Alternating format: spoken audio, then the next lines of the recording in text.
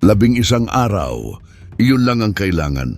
11 araw na paglalakad mula sa bundok Sinai patungo sa lupang pangako. Sinabi mismo ito ng Biblia, Deuteronomio Kabanata 1, Talata 2, 11 araw. Ngunit tumagal ito ng 40 taon, isang buong henerasyon, bawat lalaki at babaeng higit sa 20 taon ang edad, namatay sa disyerto nang hindi man lang nakatapak sa lupang ipinangako sa kanila ng Diyos. Ang kanilang mga buto ay nakakalat sa buhangin ng Sinai mula sa isang dulo ng disyerto hanggang sa kabilang dulo. Pag-isipan mo iyon sandali, ang mismong Diyos na katatapos lang wasakin ang pinakamakapangyarihang imperyo sa mundo gamit ang 10 himala. Ang mismong Diyos na naghati sa dagat na pula na parang kurtina. Ang mismong Diyos na nagpapakain sa milyon-milyong tao tuwing umaga ng tinapay na bumabagsak mula sa langit. Ang Diyos na iyon ay tumingin sa kanyang sariling bayan at nagsabi, "Hindi kayo papasok. Magpapalakad-lakad kayo, mamamatay kayo dito sa labas." Bakit? Hindi ito basta isang kwento sa Biblia. Ito ang isa sa mga pinakanakababagabag, pinakamapanghamon at pinakanagbabagong kabanata sa buong kasulatan. Dahil ang sagot sa tanong na iyon, bakit 40 taon, ay pipilitin kang tingnan ang sarili mong buhay sa paraang maaaring hindi ka pa handa. Ngunit samahan mo ako dahil sa dulo ng video na ito, maiintindihan mo ang isang bagay tungkol sa Diyos, tungkol sa iyong sarili at tungkol sa mga disyerto ng iyong sariling buhay na hindi mo pa naiintindihan dati. Bumalik tayo sa simula. Ang bayan ng Israel ay alipin sa Ehipto ng mahigit 400 taon. Hindi sila bisita, hindi sila dayuhan, sila ay mga alipin. Gumagawa sila ng mga laryo sa ilalim ng walang awang araw. Ginagahasan ng latigo ng mga tagapamahala ang kanilang mga likod. At nang magpasya ang paraon na masyadong dumadami sila, nag-utos siya ng isang bagay na hanggang ngayon ay nakakatakot. Itapon ang bawat bagong silang na sanggol na lalaking Hebreo sa ilog Nilo. 400 taon ng ganoon, henerasyon pagkatapos ng henerasyon na isinilang na nakakadena, namuhay na nakakadena, namatay na nakakadena. Hindi lang iyan kasaysayan, iyan ang uri ng trauma na nagbabago sa kung paano nag-iisip, nakakaramdam at nakakakita ng mundo ang isang buong bayan. Tandaan mo iyan, mahalaga iyan sa hindi magtatagal. At saka pumalit ang Diyos. Itinayo niya si Moises, isang sanggol na Hebreong itinago sa isang basket sa ibabaw ng Nilo. Natagpuan ng mismong anak na babae ng paraon, pinalaki sa palasyo, pinatapon sa disyerto matapos pumatay ng isang tagapamahala. At sa wakas ay tinawag na bumalik sa pamamagitan ng isang palumpong na nag-aapoy ngunit hindi natutupok. Sinabi ng Diyos kay Moises, "Nakita ko ang pagdurusa ng aking bayan, narinig ko ang kanilang daing, alam ko ang kanilang sakit, at bumaba ako upang palayain sila." At pinalaya niya sila. 10 salot ang bumagsak sa Ehipto, bawat isa ay mas mapangwasak kaysa sa nauna, bawat isa ay direktang pag-atake laban sa ibang Diyos ng Ehipto. Ang Nilo ay naging dugo. Ang kadiliman ay bumalot sa lupa sa loob ng 3 araw. At sa huli at kakilakilabot na salot, ang panganay ng bawat tahanan sa Ehipto ay namatay sa isang gabi lamang. Sumuko ang paraon. "Umalis na kayo," sabi niya, "dalhin ang inyong bayan at lumayas kayo." At nang gabing iyon, ang gabi ng Paskua, milyon-milyong Israelita ang lumabas ng Ehipto. Lumabas silang may dalang ginto at pilak na ibinigay ng mga Ehipsyo. Lumabas sila sa ilalim ng proteksyon ng isang Diyos na kakapanluhurin pa lang sa pinakamakapangyarihang bansa sa mundo. Ngunit may isang bagay na walang nagsasabi, lumabas sila sa Ehipto. Ngunit ang Ehipto ay hindi lumabas sa kanila. Itago mo ang pangungusap na iyan, isulat mo kung kailangan. Iyan ang susi ng lahat ng susunod na mangyayari. Inilabas ng Diyos ang Israel mula sa Ehipto sa isang gabi.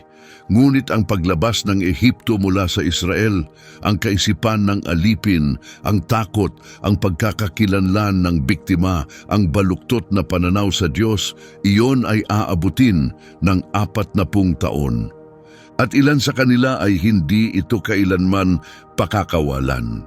Ilang araw lang pagkatapos lumabas ng Ehipto, dumating ang unang pagsubok.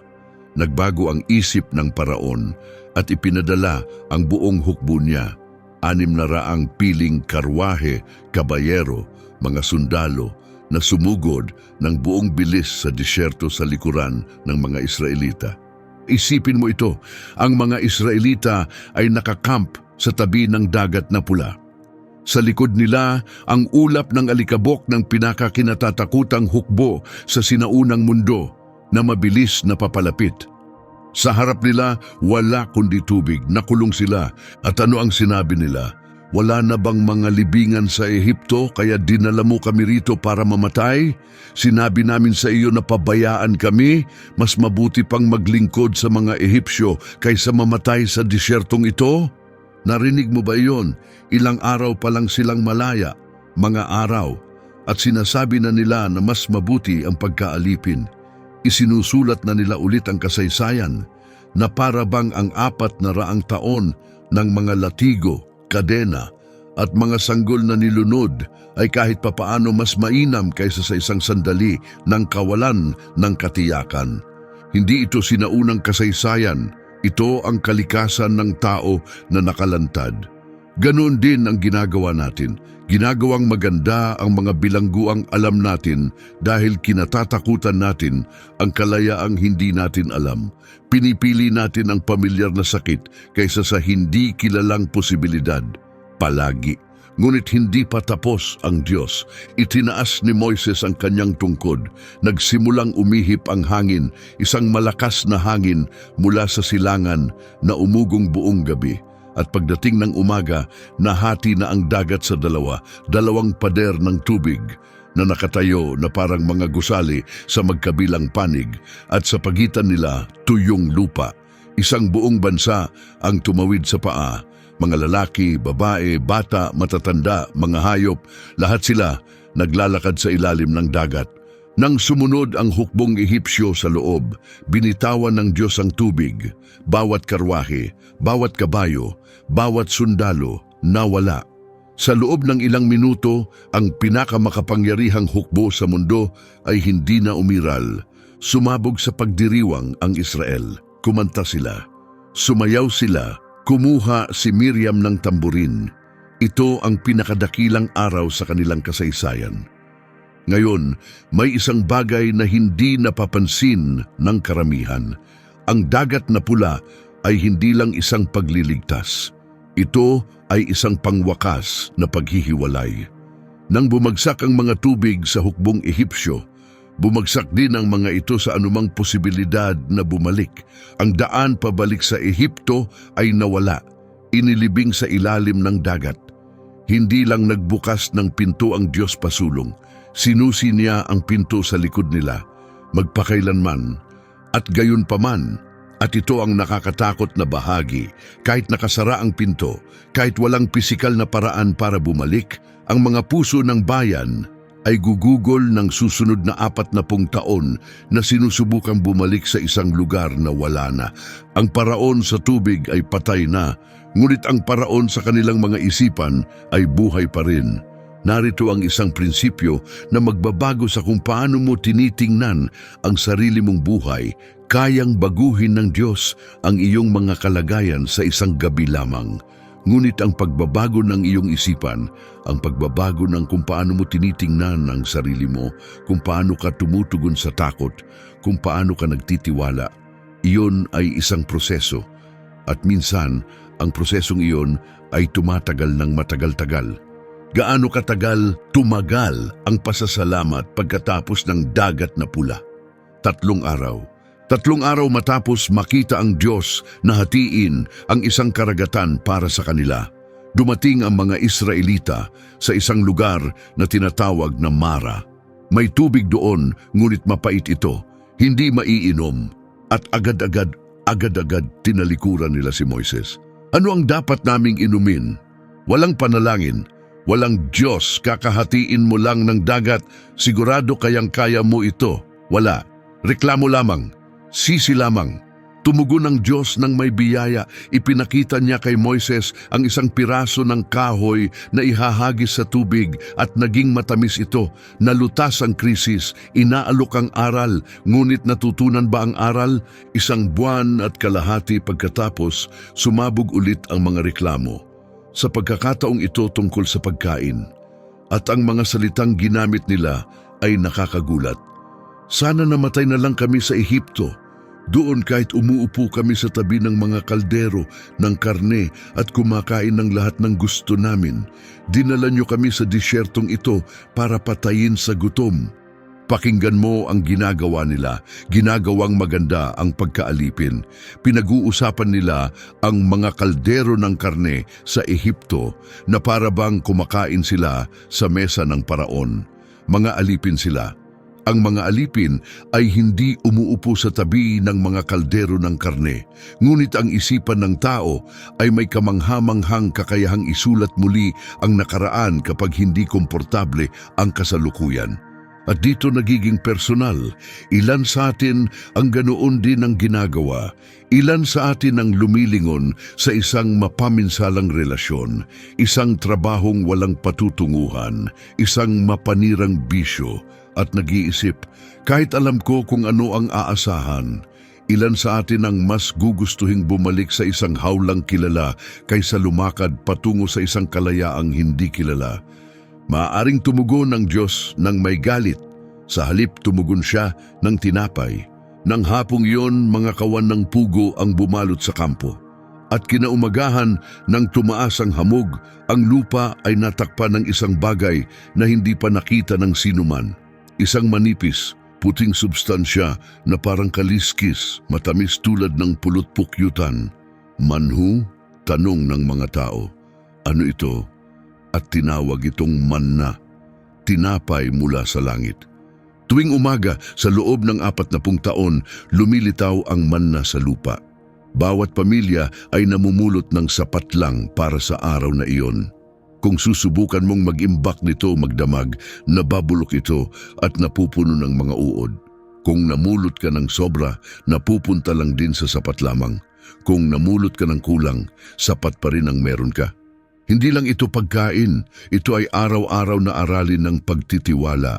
Tuwing umaga, kailangan mong maniwala na magbibigay ulit ang Diyos. Hindi ka maaaring mag-imbak ng biyaya, hindi ka maaaring mag-ipon ng pananampalataya para sa isang mahirap na araw. Kailangan mong gumising, lumabas at magtiwala bawat araw. Ipinaliwanag mismo ni Moises pagkatapos ang mas malalim na kahulugan. Deuteronomio Kabanata 8. Pinapagpakumbaba ka niya, pinadanas sa iyo ang gutom, at pagkatapos ay pinakain ka ng manna upang ituro sa iyo na ang tao ay hindi nabubuhay sa tinapay lamang kundi sa bawat salitang lumalabas sa bibig ng Diyos. Isipin mo ang ginagawa ng Diyos dito. Binabago niya ang pagkaunawa ng isang buong bayan tungkol sa panustos. Sa Ehipto, ang tinapay ay galing sa paraon. Nagtatrabaho ka para doon, kinita mo ito. Umasa ka sa isang tao para mabuhay. Sa disyerto ang tinapay ay galing sa langit. Hindi mo ito kinita. Hindi mo kayang kitain. Gigising ka at nandoon na. Sistematikong binubuwag ng Diyos ang ekonomiya ng pagkaalipin sa kanilang mga isipan at pinapalitan ito ng ekonomiya ng biyaya. Hindi ka nagtatrabaho para sa aking pagmamahal. Tinatanggap mo ito. Tuwing umaga, sariwa. At narito ang isang bagay na dapat magpatigil sa iyo.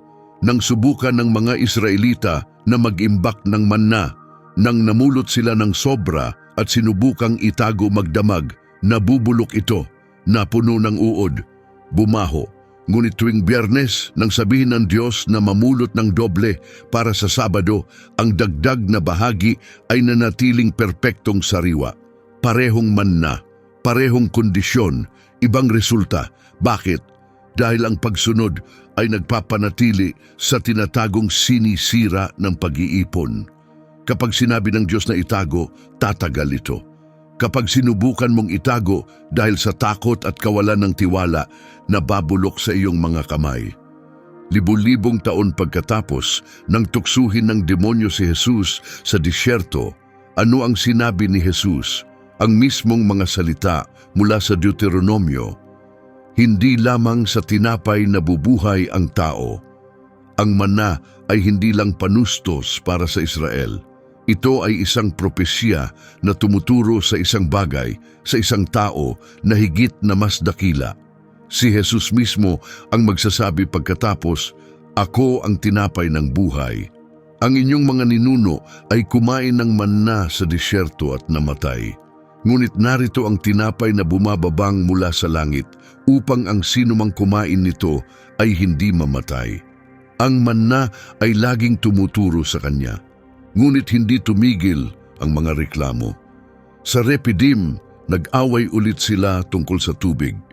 Tumawag si Moises sa Diyos, "Ano ang gagawin ko sa mga taong ito?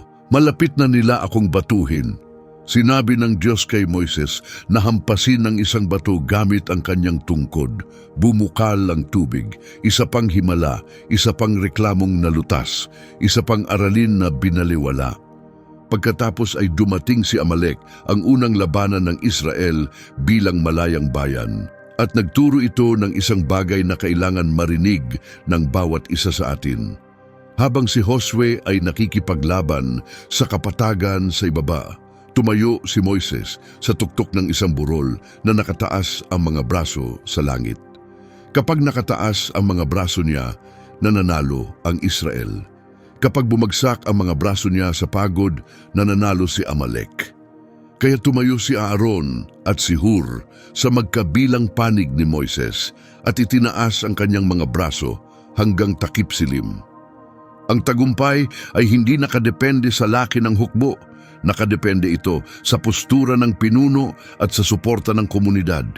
Walang sino mang nananalo ng mag-isa, hindi sa digmaan, hindi sa buhay, hindi sa pananampalataya. Ngayon dumating na tayo sa Sinai at dito ang kwento ay bumaling sa isang direksyon na magpapasya sa lahat.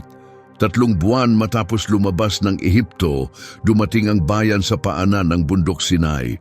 Yumanig ang bundok. Usok ang pumailan lang mula sa tuktok nito na parang hurno. Ang kidlat ay pumutol sa kalangitan. Ang tunog ng trumpeta na hindi galing sa mga kamay ng tao ay lumalakas ng lumalakas hanggang nanginig ang buong kampo. At nagsalita ang Diyos ng malakas sa isang buong bansa. Ibinigay niya ang 10 utos at pansinin kung paano siya nagsimula. Hindi sa pag-uutos, sa isang paalala. "Ako ang Panginoon mong Diyos na naglabas sa iyo mula sa Ehipto, mula sa lupain ng pagkaalipin."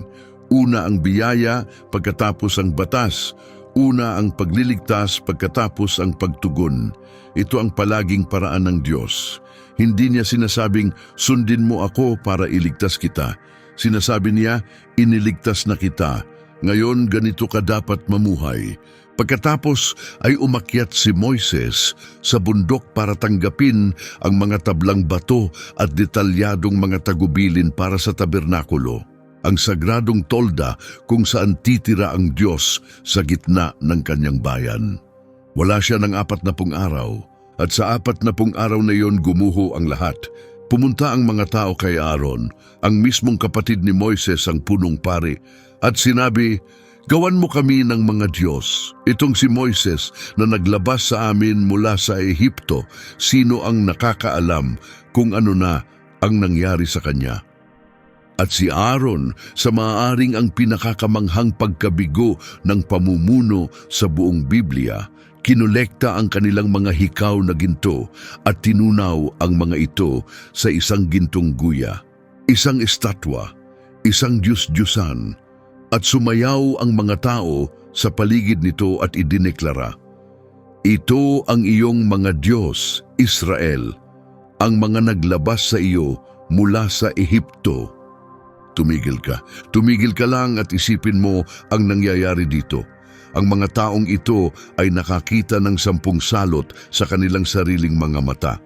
Naglakad sila sa dagat na pula sa tuyong lupa.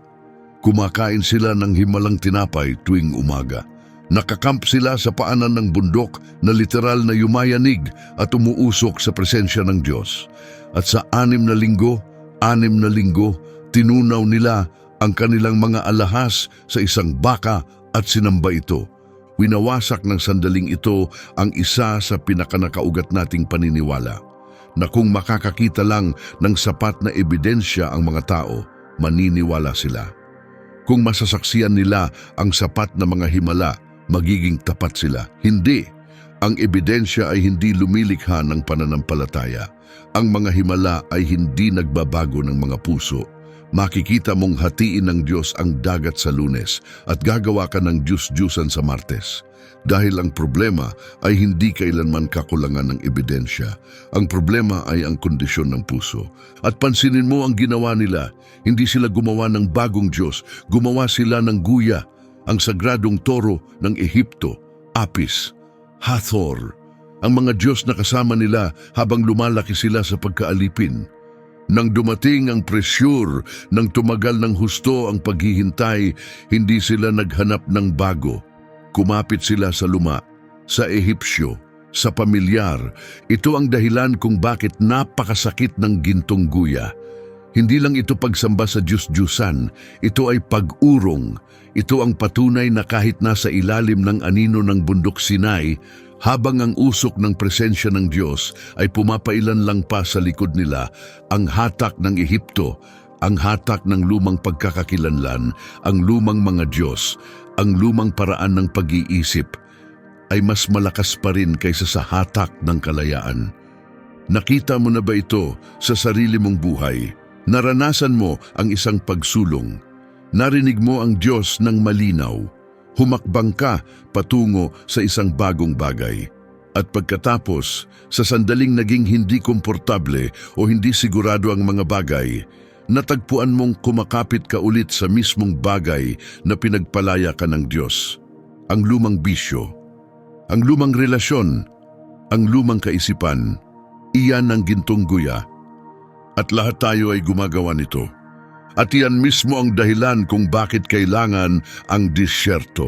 Nang bumaba si Moises at makita ang gintong guya, binasag niya ang mga tablang bato sa lupa. Ang tipan ay nasira bago pa ito naisaayos. Tinawag sila ng Diyos na matigas ang leeg, tulad ng isang matigas na baka na ayaw tanggapin ang pamatok. Ngunit sa pamamagitan ni Moises, hindi sila winasak ng Diyos. Pinatawad niya. Ang mga tabla ay isinulat muli, ang tipan ay binago. Ngunit ang padron ay naitakda na. Ang bayang ito ay nangangailangan ng higit pa sa isang himalang paglabas mula sa Ehipto. Kailangan nila ng isang ganap na panloob na pagbabago. At ang ganitong uri ng pagbabago ay hindi nangyayari sa isang araw, isang linggo, o kahit isang taon. Ngayon dumating na tayo sa sandaling nagbago sa lahat. Ang punto ng pagbasag, ang nag-iisang pangyayari na nagpalit sa isang paglalakbay na 11 araw tungo sa isang sentensyang 40 taon. 2 taon matapos lumabas ng Ehipto, dumating ang mga Israelita sa Kades Barnea. Nakatayo sila sa timog na hangganan ng lupang pangako. Nakikita nila ito. Ang destinasyon ay nandoon na. Nagpadala si Moises ng 12 espiya, isa mula sa bawat tribu, sa Canaan upang siyasatin ng lupa. Wala sila ng 40 araw. 40 araw, ang mismong bilang na hahabulin ang buong kwentong ito. Nang bumalik sila, may dala silang isang kumpol ng ubas na napakalaki na kailangan ng 2 lalaki para buhatin ito sa isang patpat sa pagitan nila. Isipin mo yon, isang kumpol lang ng ubas na napakalaki na kailangan ng 2 taong may sapat na gulang at isang kahoy. Nagdala rin sila ng mga granada at igos para sa isang bayang wala ng ibang kinain kundi man na sa loob ng 2 taon. Ang prutas na iyon ang patunay na ang lupang pangako ay hindi katang-isip. Totoo ito, masagana ito at nandoon na para kunin. Kamangha-mangha ang lupa, ulat nila, dinadaluyan ng gatas at pulot-pukyutan. Ngunit pagkatapos ay dumating ang salitang sumira sa isang henerasyon. Subalit ang mga taong nakatira doon ay makapangyarihan. Ang mga lungsod ay may matibay na kuta. At nakita namin ang mga inapo ni anak, ang mga higante. Kailangan kong ipapansin sa iyo ang isang bagay. Ang 12 espiya ay nagkasundo na maganda ang lupa. Bawat isa sa kanila ay nakita ang mga ubas, ang gatas, ang pulot-pukyutan. Ang mga katotohanan ay hindi pinagtatalunan. Ang naghihiwalay sa kanila ay hindi ang nakita nila, kundi kung paano nila binigyang kahulugan ang kanilang nakita. 10 espiya ang tumingin sa ebidensya at nakita ang pagkatalo. 2 ang tumingin sa parehong ebidensya at nakita ang tagumpay. Parehong lupa, parehong mga higante, parehong Diyos, ganap na magkaibang konklusyon dahil ang pagkakaiba ay hindi kailanman nasa datos, nasa lente ito, at ang lente ay hinubog ng pagkakakilanlan.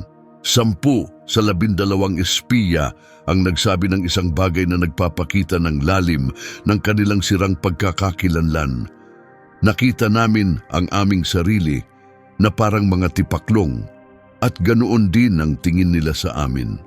Mga tipaklong. Matapos ang lahat ng ginawa ng Diyos, tumingin sila sa kanilang sarili at nakita ang mga kulisap. Hindi ito isang pagsusuri sa militar. Ito ay isang krisis ng pagkakakilanlan. Hindi nila sinabing masyadong malakas ang mga higante para sa Diyos. Sinabi nila, masyadong maliit kami. 400 taon ng pagkaalipin ang kumumbinsi sa kanila na wala silang halaga. At walang dami ng himala ang sapat para baguhin ang paniniwalang iyon. 2 espiya lang, si Josue at si Caleb, ang nakakita ng iba. Napakaganda ng lupa, sabi nila. Kung nalulugod ang Panginoon sa atin, dadalhin niya tayo doon at ibibigay niya sa atin. Huwag kayong matakot. Ang proteksyon ng mga taga doon ay nawala na at ang Panginoon ay kasama natin. Ang tugon ng bayan, gusto nilang batuhin si Josue at si Caleb.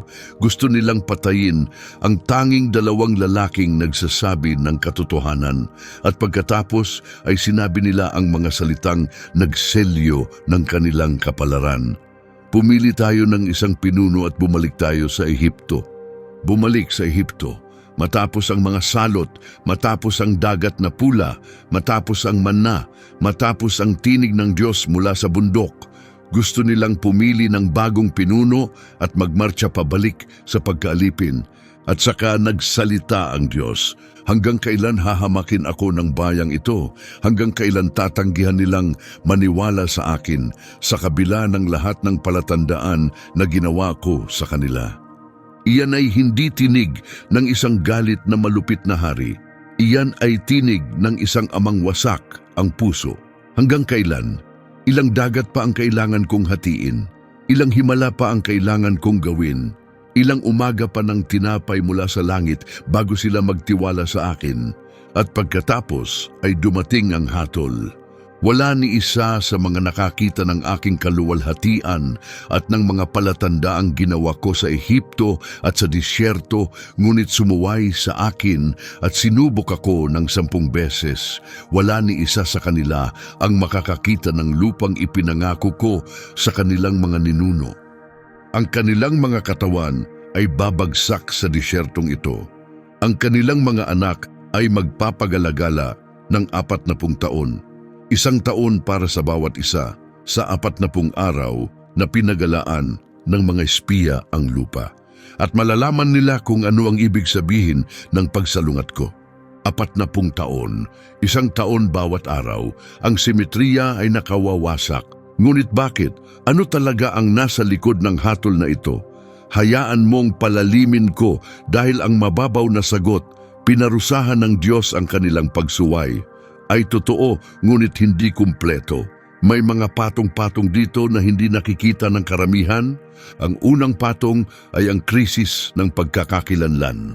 Daan-daang taon ng pagkaalipin ay hindi lang sumira sa kanilang mga katawan. Sinira nito ang paraan ng pagtingin nila sa kanilang sarili. Hindi nila kayang sakupin ang isang lupa dahil hindi nila kayang makita ang kanilang sarili bilang mga mananakop. Tumitingin sila sa mga higante at nakakaramdam bilang mga tipaklong. Hindi ito kaduwagan sa tradisyonal na kahulugan. Ito ay isang bayang lubhang wasak sa isipan dahil sa daan-daang taon ng pang-aapi na literal na hindi nila maisip ang kanilang sarili bilang iba sa mga biktima. At narito ang hindi komportabling aplikasyon. Ilan sa atin ang nakatayo sa hangganan ng isang bagay na ipinangako sa atin ng Diyos. Isang tawag, isang layunin, isang pagsulong. At hindi humahakbang dahil sa kaibuturan ay tinitingnan pa rin natin ang ating sarili bilang mga tipaklong. Dinadala pa rin natin ang pagkakakilanlang ibinigay ng ating nakaraan sa halip na ang pagkakakilanlang idineklara ng Diyos sa atin. Ang disyerto ang sagot ng Diyos sa krisis na iyon. Hindi niya kayang alisin ang kaisipan ng alipin sa henersayong iyon. 400 taon ng pagkakaprograma ay masyadong malalim. Ngunit kaya niyang magtaas ng isang bagong henerasyon, ipinanganak sa disyerto, pinakain mula sa langit. Ginabayan ng ulap ng Diyos na hindi kailanman nakilala ang pagkaalipin, isang henerasyon na ang pagkakakilanlan ay hindi hinubog ng paraon, kundi ng Diyos mismo. Ang pangalawang patong ay ang panganib ng kawalan ng pananampalataya. At kailangan kong maging tumpak dito. Ang kasalanan ng Israel ay hindi kamangmangan. Hindi sila pinarusahan dahil hindi nila kilala ang Diyos.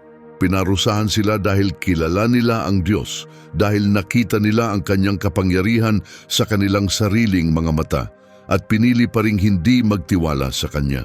Ito ay isang pagkakaibang nagbibigay ng maraming pag-iisip.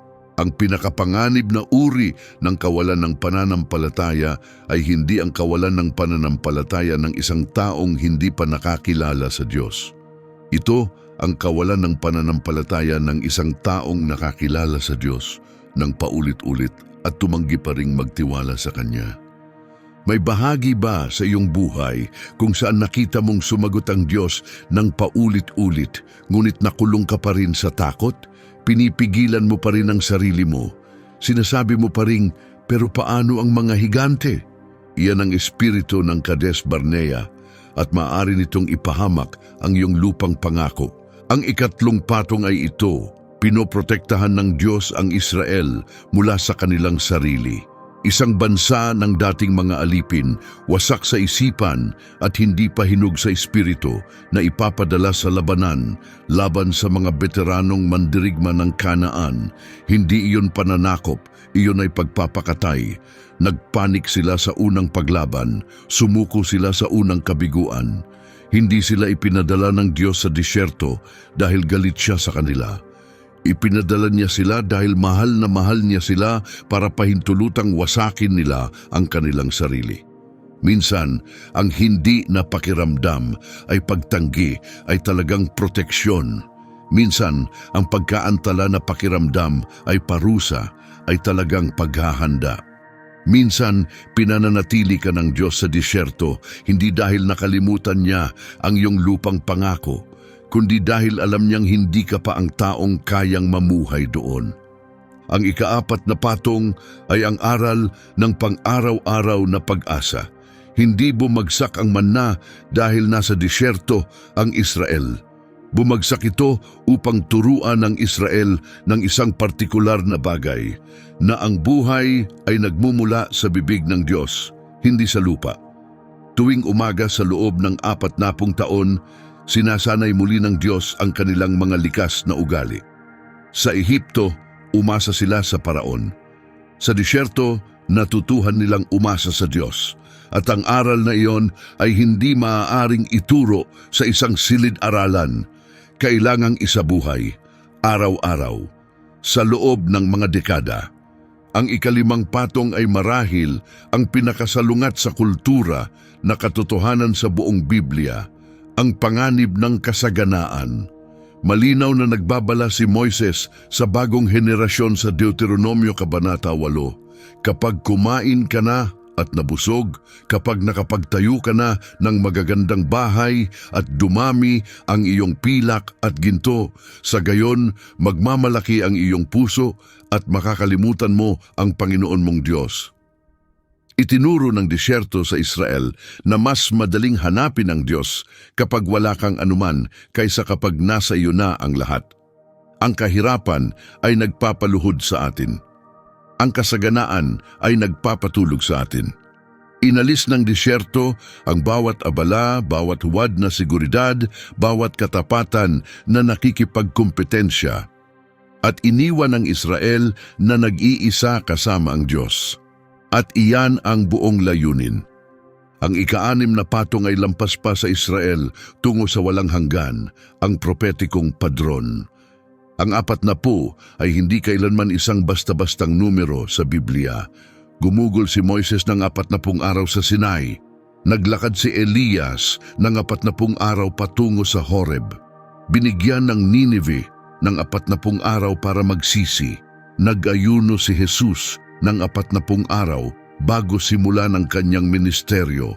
Ang bilang na 40 ay palaging isang pintuan, isang panahon ng pagsubok at pagbabago bago ang isang bagong bagay. Ang 40 taon ng Israel sa disyerto ay hindi lang parusa. Ito ay isang propetikong modelo. Isang padron na paulit-ulit na mangyayari sa buong kasaysayan ng kaligtasan na tumuturo sa pinakahuling disyerto ang papasukin ni Jesus upang harapin ang mismong mga tukso kung saan nabigo ang Israel at magtagumpay kung saan sila bumagsak. Ngayon, hayaan mong ikwento sa iyo ang talagang nangyari sa loob ng 40 taon na iyon dahil hindi iyon ang inaakala ng karamihan. Ang akala ng karamihan ay 40 taon ng katahimikan, 40 taon ng kawalan, tinalikuran ng Diyos at lumayo. Walang mas malayo sa katotohanan. Ang haliging ulap ay hindi kailanman umalis. Sa loob ng 40 taon, araw-araw isang nakikitang pagpapakita ng presensya ng Diyos ang nanatili sa ibabaw ng kampo, ulap sa araw para protektahan sila mula sa araw ng disyerto, apoy sa gabi para tanglawan ng kadiliman. Kapag gumalaw ang ulap, gumalaw sila. Kapag tumigil, tumigil sila. Araw-araw, ang kailangan lang nilang gawin ay tumingin pataas at nandoon ang patunay, nandito pa rin ang Diyos. Hindi kailanman tumigil ang manna sa pagbagsak. Sa loob ng 40 taon, naghanda ang Diyos ng almusal para sa isang buong bansa. Tuwing umaga, walang pagbubukod, lumitaw ang tinapay sa lupa. Sa isang disyerto kung saan walang tumutubo, kumakain ng milyon-milyong tao araw-araw. Hindi iyon pagpapabaya. Iyon ay araw-araw, paulit-ulit, at hindi natitinag na katapatan. At narito ang isang detalyeng halos hindi ka panipaniwala. Deuteronomio Kabanata 8, Talata 4, hindi na luma ang iyong damit at hindi na maga ang iyong mga paa sa loob ng 40 taon na ito. Ang kanilang mga sandalyas ay tumagal ng 40 taon. Ang kanilang damit ay hindi kailanman nasira. Sa loob ng 4 na dekada sa isang malupit na disyerto, ang normal na batas ng pagkasira ay nasuspinde. Isipin mo ang ibig sabihin yon. Tuwing titingnan nila ang kanilang mga sandalyas, tuwing isusuot nila ang kanilang balabal, nakasuot sila ng isang himala. Isaalang-alang mo ang mga bilang sandali. Tinataya ng mga iskolar na ang kampong Israelita sa disyerto ay may 1.5 hanggang 2 milyong tao. Upang pakainin ang ganoon karaming tao sa isang disyerto, ang pang-araw-araw na manna ay kailangang tumaklob sa napakalaking espasyo. Ang himala ng logistika lamang, pagkain, tubig, kalinisan, organisasyon para sa isang gumagalaw na lungsod na kasing laki ng Houston ay kahanga-hanga. Hindi ito isang maliit na grupo ng mga lagalag na nakakamp sa ilalim ng mga bituin. Ito ay isa sa pinakamalaking organisadong komunidad sa sinaunang mundo. naganap na sinusuportahan ng kamay ng Diyos sa isang lugar kung saan imposible sana ang mabuhay. At ginawa ito ng Diyos araw-araw, walang palya, sa loob ng 14,600 magkakasunod na araw. Hindi iyan ang pag-uugali ng isang Diyos na pinabayaan ng kanyang bayan. Iyan ang pag-uugali ng isang Diyos na sobra-sobra, paulit-ulit at matigas ang ulo sa katapatan, kahit na hindi karapat-dapat ang kanyang bayan. Kahit na nagrereklamo sila sa mismong manna na ibinibigay niya sa kanila. Kahit na inaakusahan nila siyang gustong patayin sila sa mismong lugar kung saan pinapanatili niya silang buhay. Ngunit mayroon ding mga kakilakilabot na sandali. Ang rebelyon ni Kor ng 250 pinuno ang humamon sa autoridad ni Moises at nabuksan ng lupa at nilulun sila ng buhay. Ang mga makamandag na ahas na ipinadala ng muling nagreklamo ang bayan, bagaman nagbigay din ang Diyos ng lunas, isang tansong ahas sa isang poste na nagpagaling sa sino mang tumingin dito. Daan-daang taon pagkatapos, ituturo ni Jesus ang tansong ahas na iyon bilang larawan ng kanyang sariling pagkakapako sa krus. Kung paanong itinaas ni Moises ang ahas sa disyerto, gayon din naman kailangang itaas ang anak ng tao. At naroon ang nakawarak na pagkabigo ni Moises mismo. Sa Meriba, nang muling humingi ng tubig ang bayan, sinabi ng Diyos kay Moises na kausapin ang bato. Sa halip sa isang sandali ng pagod at galit, hinampas ni Moises ang bato gamit ang kanyang tungkod at sumigaw. Makinig kayo mga rebelde, kailangan ba naming ilabas ang tubig mula sa batong ito para sa inyo? Lumabas ang tubig, ngunit sinabi ng Diyos, dahil hindi ka nagtiwala sa akin ng sapat upang parangalan ako bilang banal sa harap ng mga Israelita, hindi mo dadalhin ang bayang ito sa lupang ibinibigay ko sa kanila. Si Moises, ang lalaking tumayo sa harap ng Paraon, ang lalaking umakyat sa Sinai at nakipag-usap sa Diyos ng harapan, ang lalaking namamagitan para sa bayan ng paulit-ulit, kahit siya ay hindi papasok sa lupang pangako. Isang sandali ng galit na hindi nararapat at ang pinakadakilang pinuno sa kasaysayan ng Israel ay nawalan ng karapatang tapusin ang kanyang misyon. Dalawang bagay ang sinasabi nito sa iyo. Una, mas mataas ang pamantayang hinihingi ng Diyos sa mga pinuno dahil ang kanilang mga gawa ay kumakatawan sa Kanya sa harap ng iba. Pangalawa, walang sinuman ang masyadong mahalaga para harapin ang mga bunga ng kanilang mga desisyon. Taon-taon, ang lumang henerasyon ay unti-unting kumupas, isa-isa, inilibing sila sa buhangin, at habang nawawala sila, may bagong lumitaw. Ang kanilang mga anak, ipinanganak sa mga tolda, pinalaki sa manna. Walang ibang alam na buhay kundi ang disyerto at ang Diyos na nagpapanatili sa kanila dito ay lumaki bilang mga may sapat na gulang na may ganap na naiibang karakter. Walang silang alaala ng Ehipto, walang paghahanap sa mesa ng Paraon, walang Paraon sa loob na bumubulong sa kanila na mas ligtas ang pagkaalipin. Lumaki silang nakikita ang ulap ng Diyos na umuuna sa kanila. Lumaki silang namumulot ng tinapay mula sa langit tuwing umaga. Lumaki silang alam sa kaibuturan ng kanilang mga buto na bawat hininga nila ay galing sa kamay ng Diyos. Ito ang estratehiya ng Diyos mula pa sa simula. Hindi niya kayang i-deprogram ang 400 taon ng pagkaalipin mula sa mga isipan ng mga magulang. Ngunit kaya niyang i-program ang isang bagay na ganap na bago sa mga puso ng mga anak. Ang disyerto ay hindi isang tigang na lupain. Ito ay isang pinamumuhunan. Sa disyerto, natutuhan ng Israel ang komunidad. Ang tabernakulo ay nasa gitna ng kampo at ang 12 tribo ay nakaayos sa paligid nito sa tumpak na pormasyon. Gumagalaw silang magkakasama, nagkakamp silang magkakasama, sumasamba silang magkakasama. Sa disyerto, walang puwang para sa individualismo. Mabubuhay ka bilang komunidad o hindi ka talaga mabubuhay. At ang pagkakakilanlang pangkomunidad na iyon na hinubog sa magkasamang paghihirap ang magiging pundasyon ng bansang itatayo nila. Sa disyerto, natutuhan ng Israel na pakinggan ang tinig ng Diyos. Sa Ehipto, napapalibutan sila ng ingay. Ang mga Diyos ng Ehipto, ang kultura ng paraon, ang mga pagpapahalaga ng isang imperyong itinayo sa pagkaalipin. Sa disyerto inalis ang lahat ng iyon, katahimikan na lang ang naroon. At sa katahimikang iyon, nagsalita ang Diyos. Ang propetang si Oseas, na sumulat daan-daang taon pagkatapos, ay nagtala nito ng maganda. Dadalhin ko siya sa disyerto at magsasalita ako ng malambing sa kanyang puso.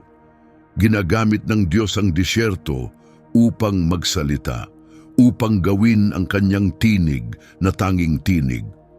Sa disyerto, natutuhan ng Israel ang panahon ng Diyos. At ito marahil ang pinakamahirap na aral sa lahat. Nabubuhay tayo sa isang mundo kung saan lahat ay agarang. Agarang mensahe, agarang sagot, agarang kasiyahan. Ngunit ang Diyos ay hindi gumagana sa ating kalendaryo.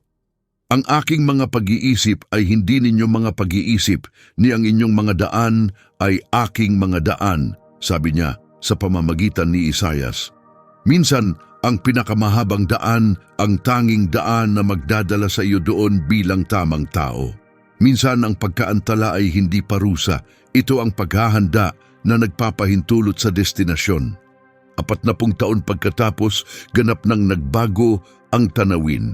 Nakatayo si Moises sa mga kapatagan ng Moab, 120 taon ng edad, nakatingin sa kabila ng ilog Jordan patungo sa lupain ng Canaan. Ang henerasyong lumabas ng Ehipto ay wala na. Hanggang sa kahuli-hulihan sa kanila, inilibing sa disyerto, eksaktong tulad ng sinabi ng Diyos. Sa harap ni Moises ngayon ay isang bagong bayan, pinatigasan ng disyerto, hinubog ng pag-asa sa Diyos. Handa na. Binigkas ni Moises ang kanyang mga huling salita, ang aklat ng Deuteronomio, isa sa pinakamakapangyarihang mga talumpati sa kasaysayan ng sangkatauhan. Ipinaaalala niya ang lahat, ang mga salot, ang dagat, ang manna, ang gintong guya, ang Kades Barnea, ang 40 taon, at nagbabala siya, kapag ibinigay na sa iyo ng Panginoon mong Diyos ang lupaing ito, huwag mong sabihin sa iyong puso, dahil sa aking katuwiran, kaya ako dinala ng Diyos dito. Hindi dahil sa iyong kagalingan, dahil sa kanyang pangako at kanyang biyaya. Pagkatapos ay dumating ang sandaling bumabagbag sa aking puso tuwing binabasa ko ito. Dinala ng Diyos si Moises sa tuktok ng bundok Nebo at ipinakita sa kanya ang buong lupang pangako.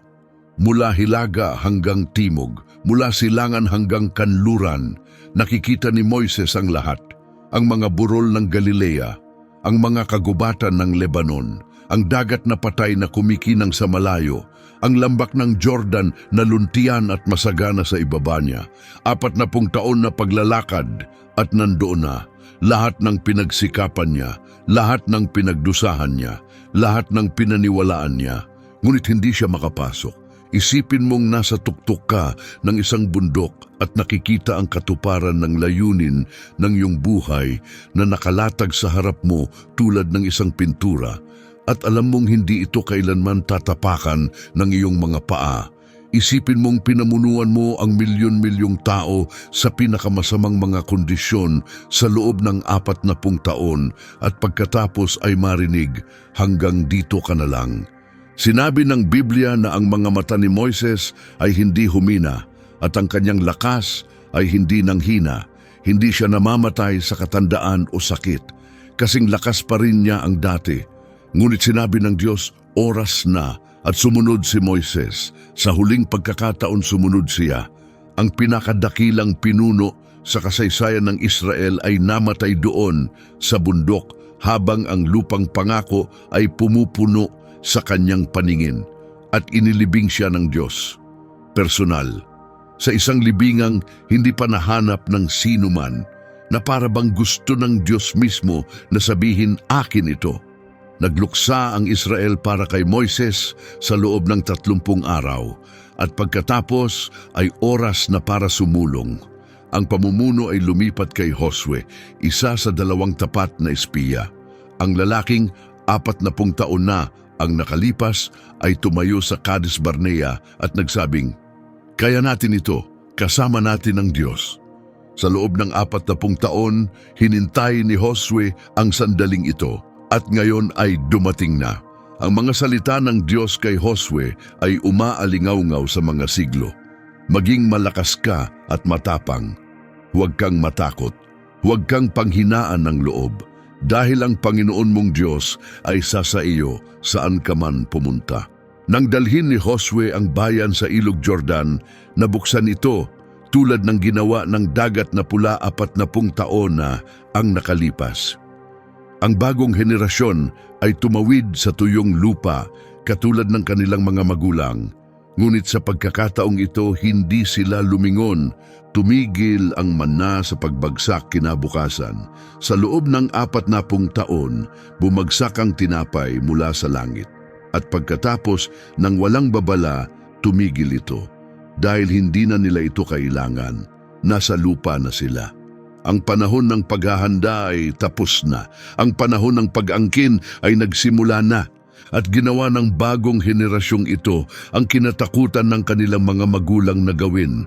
Lumaban sila, nanakop sila, lungsod pagkatapos ng lungsod, labanan pagkatapos ng labanan. Hindi dahil mas malakas sila, hindi dahil mas matapang sila, kundi dahil hinubog sila sa disyerto, dahil kilala nila kung sino ang kanilang Diyos, dahil wala silang Ehiptong babalikan o paraon sa kanilang mga isipan na nagsasabi sa kanila na sila ay mga alipin. Ngayon gusto kong ikwento sa iyo ang tungkol sa isang lalaking nagngangalang Caleb dahil ang kanyang kwento ay maaaring ang pinaka-nakapagbibigay inspirasyon sa buong kwentong ito. Si Caleb ay isa sa 2 tapat na espiya. Sa Cades Barnea, nang sabihin ng lahat ng iba, hindi natin kaya, sinabi ni Caleb, siyempre kaya natin. Dahil sa pananampalatayang iyon, iniligtas ng Diyos ang kanyang buhay. Ngunit kinailangan pa ring maglakad ni Caleb sa disyerto ng 40 taon kasama ng henerasyong nabigo. Nakita niyang mamatay ang kanyang mga kasama, isa-isa, taon-taon. Naghintay siya sa loob ng 40 taon. Nang sa wakas ay magsimula ang pananakop, 85 taon na si Caleb. 85. Karamihan ng mga tao sa edad na iyon ay naghahanap ng pahinga. Si Caleb ay naghahanap ng laban. Pumunta siya kay Josue at sinabi ang isang bagay na hanggang ngayon ay nagpapangilabot sa akin. Ibigay mo sa akin ang bundok na ito, hindi isang lambak, hindi isang kapatagan, hindi isang piraso ng lupang nalinis na. Gusto niya ang bundok, ang partikular na bundok, kung saan nakatira ang mga higante, ang mga Anaseo. Ang mismong mga higante na nagpatakot sa ibang mga espiya 4 na dekada na ang nakalipas. At sinabi niya, kasing lakas ko pa rin ngayon tulad noong araw na ipinadala ako ni Moises. Ang lakas ko ngayon ay kapareho ng noon para sa digmaan at para sa anumang gawain. 40 taon ng disyerto ay hindi nagpahina kay Caleb. Naghubog ito sa kanya. Habang ang henerasyong walang pananampalataya ay tumingin sa mga taong iyon bilang sentensyang kamatayan, tiningnan ito ni Caleb bilang pagsasanay. Parehong disyerto, parehong mga taon, ganap na naiibang resulta dahil ang pagkakaiba ay hindi kailanman nasa disyerto. Ang pagkakaiba ay nasa puso. At iyan ang tanong na inilalatag sa harap mo ng kwentong ito ngayon. Nasa disyerto ka ba ngayon? Marahil matagal ka na roon. Marahil pakiramdam mo, nakalimutan ka na. Marahil nagdadasal ka at tila walang nagbabago. Marahil tumitingin ka sa paligid mo at wala kang nakikita, kundi buhangin at katahimikan at iniisip mo kung pinabayaan ka na ng Diyos. Hindi niya pinabayaan.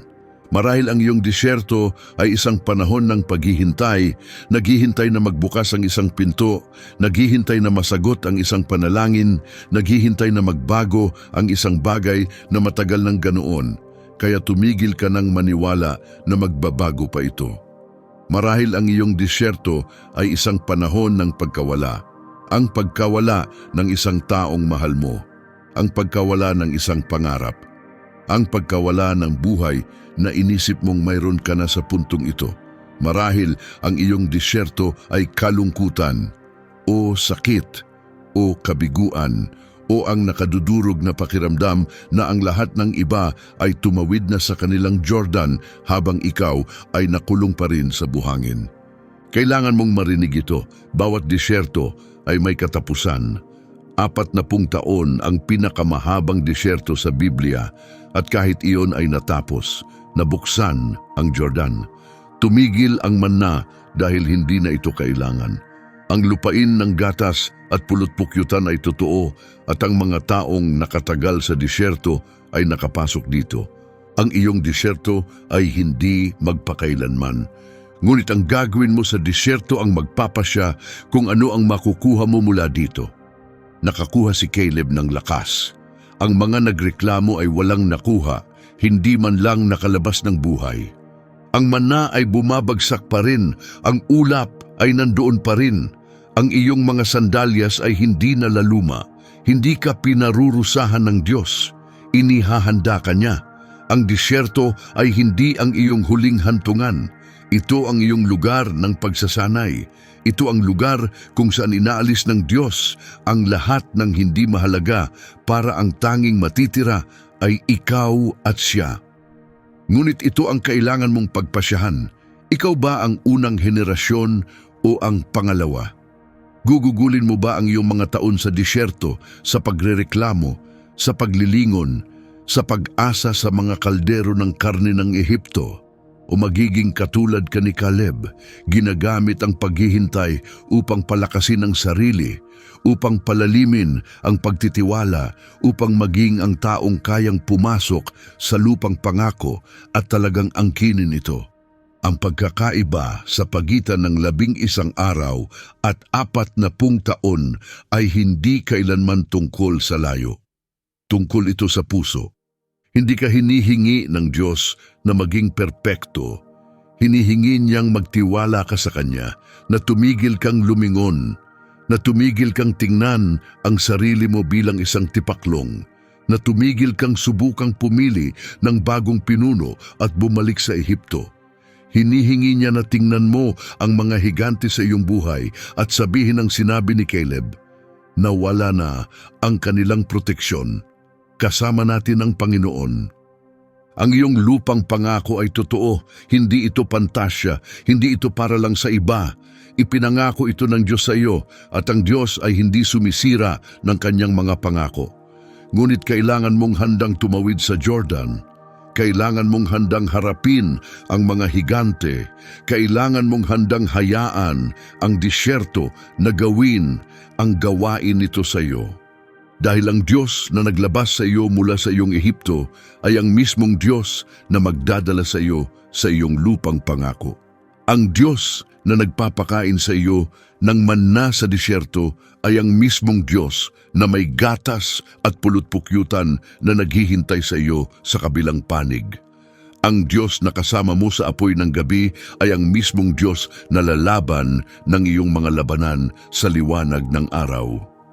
40 taon ng manna tuwing umaga, 40 taon ng ulap sa araw at apoy sa gabi, 40 taon ng damit na hindi kailanman naluma, 40 taon ng presensya, matatag, tapat, matigas ang ulo, hindi natitinag kahit na ang kanyang bayan ay nagreklamo at tumutol at nagmamakaawang bumalik sa mga kadena. Kung ganun katapat ang Diyos sa isang bayang sinubok siya ng 10 beses, magiging tapat siya sa iyo. Kung hindi sumuko ang Diyos sa Israel sa disyerto, hindi siya susuko sa iyo sa iyong disyerto. Kahit sa disyerto, ang Diyos ay nagbibigay kasiyahan. Kahit sa paghihintay, ang Diyos ay nagtutustos. Kahit sa katahimikan, ang Diyos ay nagsasalita at sa kabilang panig ng iyong disyerto, may lupain na dinadaluyan ng gatas at pulot-pukyutan na nakalagay ang pangalan mo. Huwag mamatay sa disyerto na nakalingon sa Ehipto, tumawid sa Jordan, ang kininang bundok. Ang iyong 40 taon ay maaaring matapos ngayon. Gusto kitang iwanan ng isang huling larawan. Nang dalhin ni Josue ang bayan sa kabila ng Jordan, sinabi ng Diyos na 12 lalaki ang kumuha ng 12 bato mula sa gitna ng ilog at itambak ang mga ito sa kabilang panig, isang monumento, isang bunton ng mga bato. At sinabi ng Diyos kay Josue kung bakit, upang kapag nagtanong ang inyong mga anak bukas, ano ang ibig sabihin ng mga batong ito? Masasabi ninyo sa kanila, dito pinatawid kami ng Diyos. Isang araw, lilingon ka sa panahong ito ng iyong buhay, ang disyertong ito, ang paghihintay na ito, ang paglabang ito, at itatambak mo ang iyong sariling mga bato. Sasabihin mo sa isang tao, dito ako sinuportahan ng Diyos. Dito ako pinakain nang wala akong anuman. Dito ako binuhat nang hindi ako makalakad. Dito ko natutuhang magtiwala sa Kanya. Ang iyong disyerto ay hindi ang katapusan ng iyong kwento. Ito ang kabanata na nagpapahintulot sa lahat ng susunod.